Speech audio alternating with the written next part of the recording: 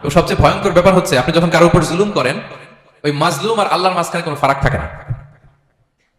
আল্লাহ ওই ফারাকের পর্দা উঠায় নাই।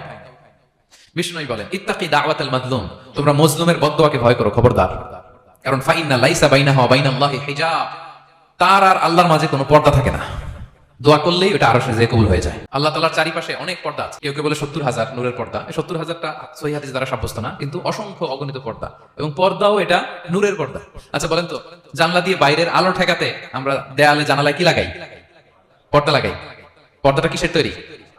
মোটা কাপড়ের, যাতে করে ওই আলো না আসে। কিন্তু আল্লাহর চারদিকে যে পর্দা, ওই পর্দাটা কিসের? নূরের আলো। ওনার পর্দায় আলো দিয়ে তৈরি। সুবহানাল্লাহ বললেন না? বিষ্ণু বলেন, ইত্তাকি দাওয়াতাল মাজলুম, মজলুমের বদদুয়াকে ভয় করো।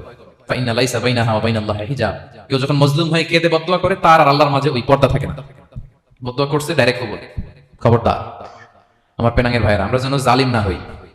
In it's any form, operation in it's any form, যেই কোনো ভাবে, যেই কোনো ক্ষেত্রে, যেই কোনো ধরনের হতে পারে জুলুম। কাউকে আপনি ছোট্ট কোনো কাজে ঠকালেন, বন্টন নীতিতে ঠকালেন, হ্যাঁ, জমি মেরে দিয়ে ঠকালেন, আমানত মেরে দিয়ে ঠকালেন, ইন ইটস এনি ফর্ম যদি জুলুম করে থাকেন, খবরদার।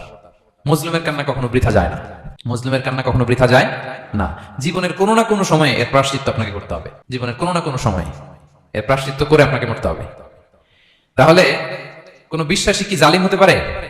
কারণ ইন্নাল্লাহা লা ইউহিব্বুল যালিমিন, আল্লাহ তাআলা জালিমদেরকে পছন্দ করেন না। তাহলে জুলুমের সাথে আমাদের কোনো সম্পর্ক আছে?